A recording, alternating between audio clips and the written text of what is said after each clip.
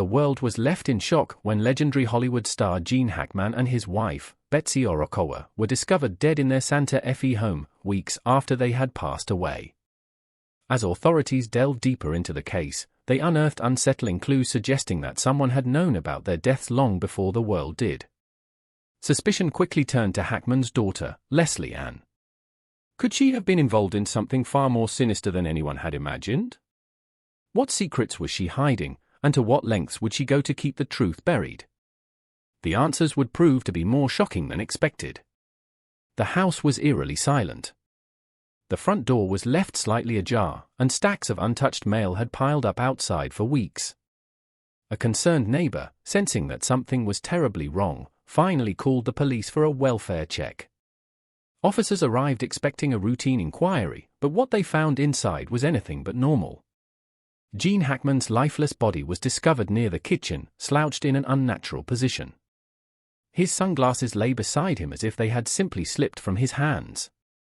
In the bathroom, Betsy Orokowa's body was found surrounded by scattered pills. The sink had long dried up, leaving only a thin residue behind.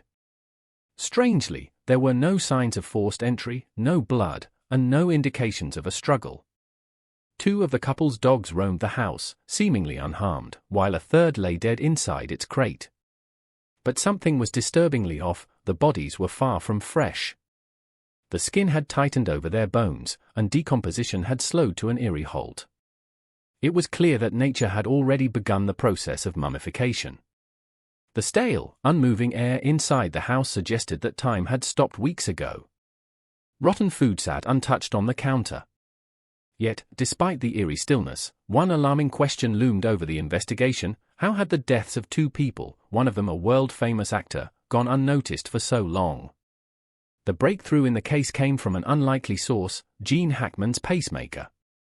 Investigators examined the data stored in the device, which revealed its last recorded activity. The results changed everything. According to the pacemaker's logs, Gene Hackman may have died on February 17th. If that was accurate, then the house had been lifeless for at least 9 days before anyone noticed. Yet, something didn't add up. If Gene had suddenly collapsed, why was Betsy in a different room? And if she had been alive after his death, why hadn't she called for help? The mystery deepened as more questions arose. Then came another disturbing detail. The house hadn't been entirely abandoned. Lab reports ruled out carbon monoxide poisoning and overdose as causes of death, leaving investigators with no clear explanation for what had happened. But digital records soon revealed a chilling discovery: Gene Hackman's house had been under surveillance. For weeks before his death, someone had been watching the Hackman residence. Security cameras had picked up unusual movements, and phone records showed suspicious activity. GPS tracking revealed strange travel patterns, and perhaps most disturbingly, someone had known about the deaths before the authorities arrived. As investigators pieced together the evidence, a terrifying possibility emerged. Someone had been inside the house. Someone had left the door slightly open. And someone had wanted the world to find out about Gene Hackman's death, on their terms. What had really happened inside that house? And who was behind it? The answers would shake Hollywood to its core. The digital trail led investigators to an unexpected suspect: Gene Hackman's daughter. What had initially seemed like a tragic and mysterious death now took a sinister turn. As the investigation shifted its focus, inconsistencies in her statements began to emerge. She claimed to have spoken to her father just weeks before his death, yet phone records told a different story. Not only had there been no calls between them, but financial irregularities also raised new suspicions. Investigators dug deeper, uncovering something even more alarming. This case wasn't just about Gene Hackman's death. It was about money. Documents related to Hackman's estate had been altered before his death was even confirmed. Someone had attempted to gain access to his fortune, as if they already knew he was gone. The evidence was compelling, and the case was spiraling into something far more sinister than an accidental death. Was Gene Hackman's demise truly an unfortunate event, or had someone been planning this all along? A breakthrough came when investigators analyzed data from Hackman's pacemaker. The device had recorded one final movement before shutting down, marking the precise moment when everything stopped. That timestamp changed the course of the investigation. From that day forward, there were no signs of life. Phone records showed no calls, no texts, and no internet searches. Financial activity had ceased, no bank logins, no credit card purchases. It was as if Gene Hackman had simply vanished. But then, another clue surfaced. Security cameras from a nearby property had captured unsettling activity around Hackman's house. A shadowy figure was spotted near the door. A car sat parked on the street for hours. Inside, motion sensors detected unusual movement at odd hours, yet the front door never opened. Someone had been watching. Someone had been there. Investigators then turned to Hackman's home security system, uncovering an even more disturbing pattern. In the days before his death, his doorbell had been turned on and off multiple times. There were no signs of forced entry, no emergency calls, but something was undeniably wrong. Hackman was a man of routine. Every morning, he walked his dogs at the same time. He checked his mail. He paid his bills. His life was predictable. Then, suddenly, all activity stopped. Authorities traced his final digital footprints, his last message, his last internet search, his final call. Each one ended abruptly. No goodbyes. No warnings. Then, another chilling discovery emerged. Cell tower data revealed an unregistered phone signal near Hackman's house the night before his pacemaker recorded its last beat. The number was suspicious, bouncing between towers to conceal its origin. Someone had been there. Someone knew what had happened. But the most haunting question remained: why hadn't Betsy Orokowa called for help? If Hackman had suffered a medical emergency, why didn't she reach out to anyone? Why didn't she leave the house? Why did she remain silent? Investigators examined her bank records, searching for anything unusual. On February 16, there was only a single, insignificant transaction, one that seemed meaningless on its own. Here's a refined and structured version with improved clarity and flow. At first, the only trace left behind was a digital footprint, the final sign of life before everything went dark. That was the day Gene Hackman and his wife, Betsy Orokowa, both passed away. But as investigators examined the case, one question became more pressing than any other: who had been watching them? Detectives turned their attention to someone with both access and motive. Who stood to gain from their deaths? Who had the most to lose if the truth came out? As they analyzed the records of surveillance on Hackman's home, suspicions grew. It was time to uncover the truth. At first, Leslie and Hackman wasn't a primary suspect. The investigation had focused on the unusual timeline, the surveillance footage, and the pacemaker data. But as police dug deeper, they found something that changed everything. Leslie had claimed her last conversation with her father took place just weeks before his death. She insisted that everything had seemed fine, no distress, no warning signs. But phone records told a different story. There were no calls, no texts, no communication at all. The last recorded interaction between Leslie and her father had been much further in the past than she claimed. Her story simply didn't add up. Then, investigators examined her bank records. Instead of routine transactions, they found something far more alarming.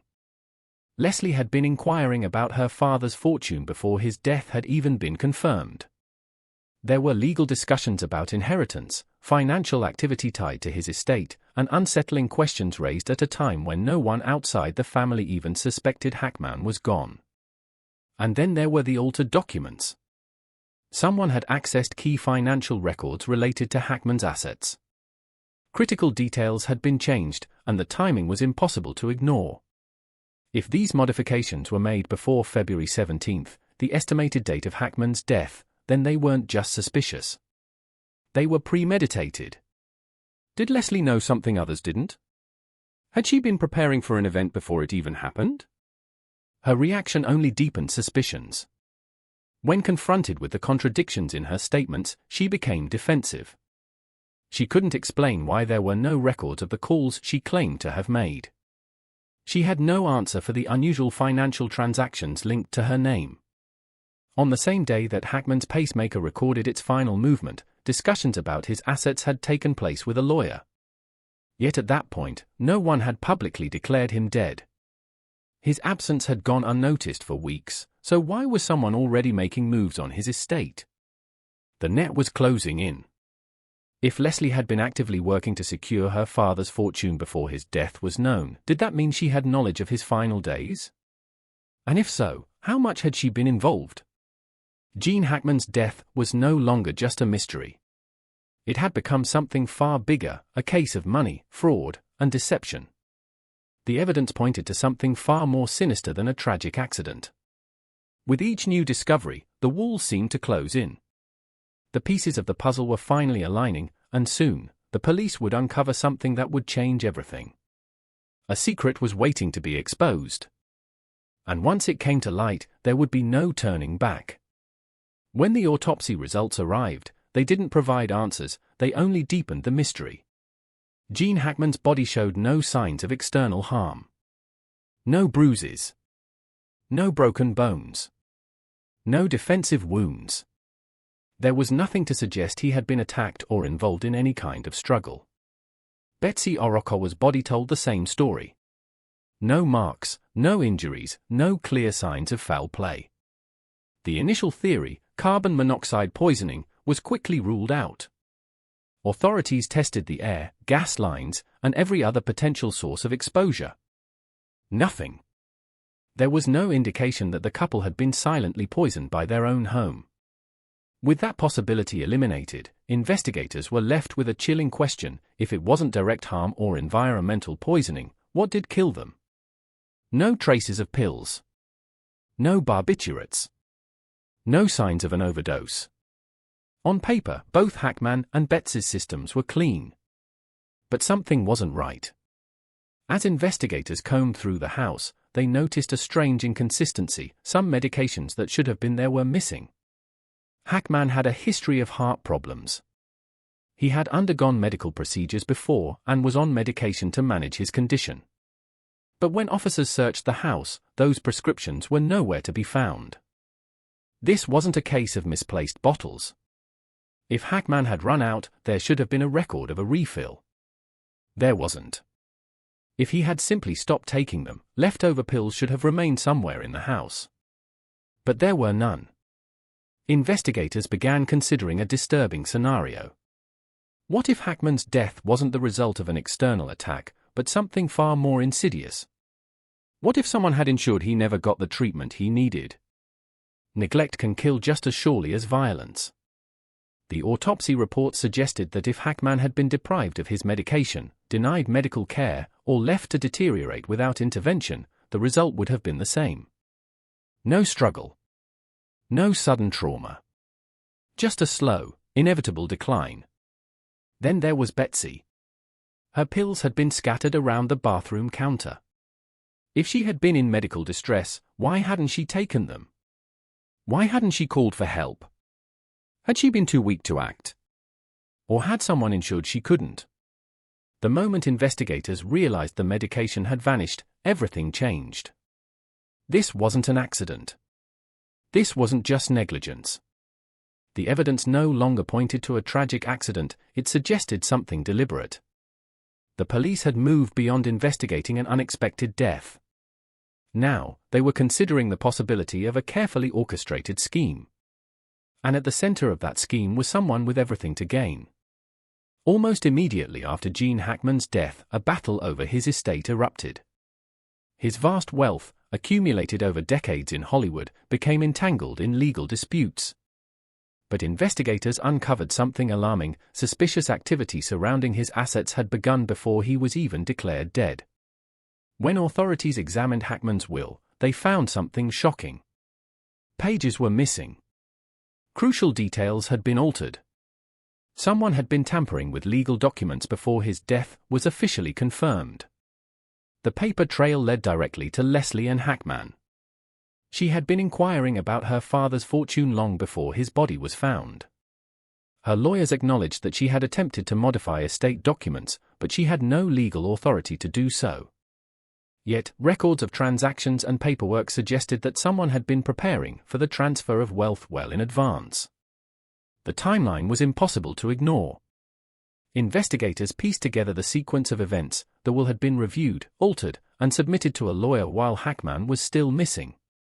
It was undeniable, Leslie Ann was involved. But was she just being proactive, or did she already know her father was dead? Legal experts debated the implications. Some believed she was trying to secure a larger inheritance. Others suspected full-scale fraud.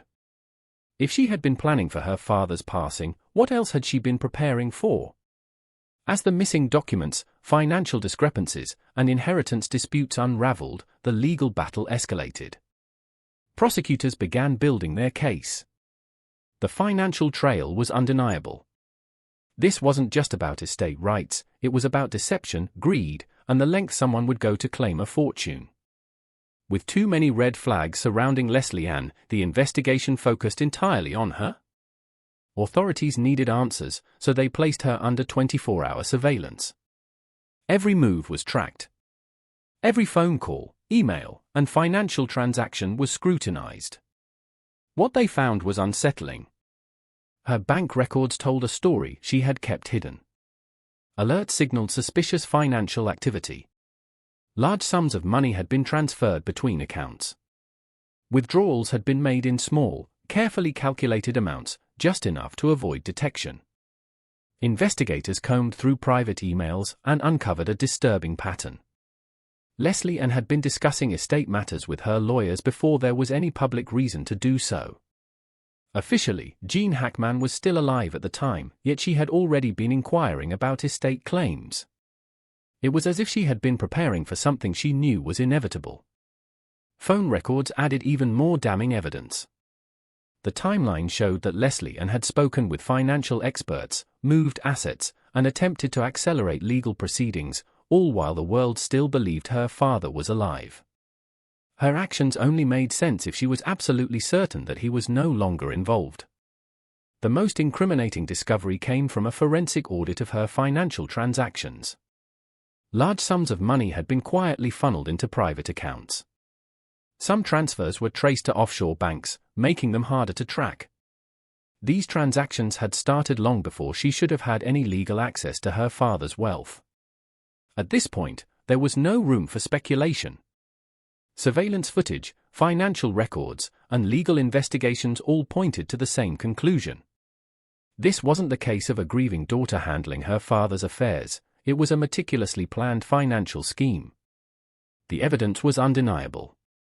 The missing pages from the will, the premature estate claims, the secret financial moves, all of it led back to one person, Leslie Ann Hackman. Before her father was even officially declared dead, she had already begun securing her financial future. Her actions revealed a pattern of deception, fraud, and manipulation. The authorities wasted no time. Leslie Ann was arrested, charged, and swiftly brought to trial. The case played out in court like a puzzle, each piece exposing her attempts to outmaneuver the system. The verdict was decisive. She was found guilty on multiple counts, including financial fraud, theft, and obstruction of justice. As a result, she lost all rights to Gene Hackman's estate. Every dollar, every asset, and every formal connection to her father was stripped away. Her name was permanently removed from the inheritance. She had risked everything on a plan that ultimately crumbled before her eyes. Now, she was left with nothing, no money, no legal claim, and no legacy. Even with the case closed and justice served, lingering questions remained. What really happened in Gene Hackman's final days? Did Leslie Ann simply exploit an opportunity, or was there something even more sinister at play? Though the trial had reached its conclusion, the mystery continued to haunt those who followed the case. Some believed the full truth had never been uncovered,